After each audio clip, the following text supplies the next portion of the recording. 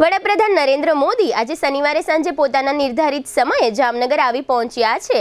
એરફોર્સના વિમાની મથકે ગુજરાતના મહાનુભાવો દ્વારા નરેન્દ્ર મોદીનું સ્વાગત કરવામાં આવ્યું હતું। ત્યારબાદ નરેન્દ્ર મોદી તેમના વિશાળ કાફલા સાથે દિગ્જામ સર્કલથી ખોડિયાર કોલોની રૂટ ઉપર જામનગરના નગરજનોનું અભિવાદન ઝીલતા સીધા તેઓ લાલ બંગલા ખાતે આવેલ સર્કિટ હાઉસ પહોંચ્યા હતા।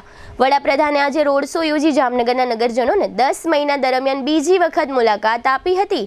નરેન્દ્ર મોદીને આવકારવા માટે જામનગરના નગરજનોમાં આજ સવારથી જ ભારે ઉત્સાહ પ્રવર્તી રહ્યો હતો। રોડની બંને સાઈડ હજારોની સંખ્યામાં નરેન્દ્ર મોદીની ઝાંખી થાય તે માટે નગરજનો સાંજના 6 વાગ્યાથી ગોઠવાઈ ગયા હતા।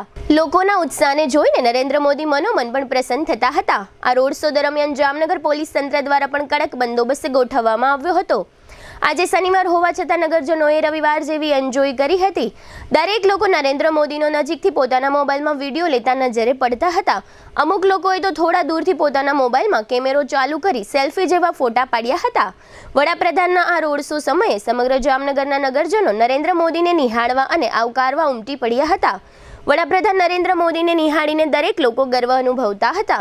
સામાન્ય રીતે વડાપ્રધાનનો કાર્યક્રમ ચૂંટણી સમયે થતો હોય છે, પરંતુ કોઈ પણ જાતની ચૂંટણી વગર વડાપ્રધાન નરેન્દ્ર મોદીના કાર્યક્રમથી લોકોમાં ભારે ખુશીનો માહોલ પણ જોવા મળતો હતો। મીડિયાના અસંખ્ય કેમેરામેનો અને પ્રતિનિધિઓ કવરેજ માટે ભારે દોડધામ કરતા પણ નજરે પડતા હતા।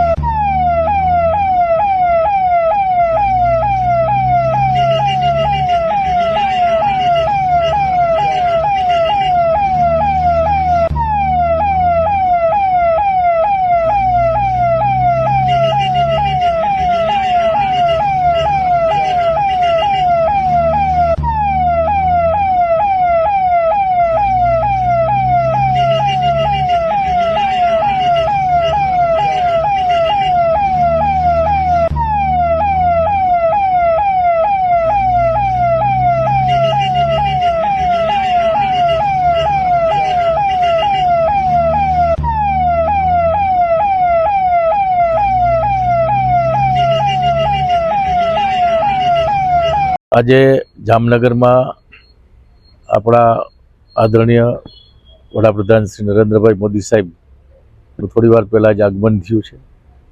જામનગરમાં ખૂબ ઉત્સાહ આખા આલાર પંથકમાં હતો, કેમ કે હમણાં 1 વર્ષમાં 3 વખત જામનગરમાં આ રીતે મુલાકાતો સાહેબે લીધી અને દ્વારકા કોરિડોર, સુદર્શન બ્રિજ હોય કે એવા મોટા પ્રોજેક્ટો, જામનગરના ઉદ્યોગોના પ્રશ્નો હલ કરવાની વાત હોય, એ દરેક બાબતમાં હંમેશા જામનગરને માગી અને પહેલાં મળી જાય છે। અને જામનગર પ્રત્યે સાહેબનો જે પ્રેમ છે એના કારણે અહીંના દરેક નાગરિકો, દરેક વ્યક્તિઓ અને મોદી સાહેબને આવકારવા માટે ખૂબ આતુર હતા।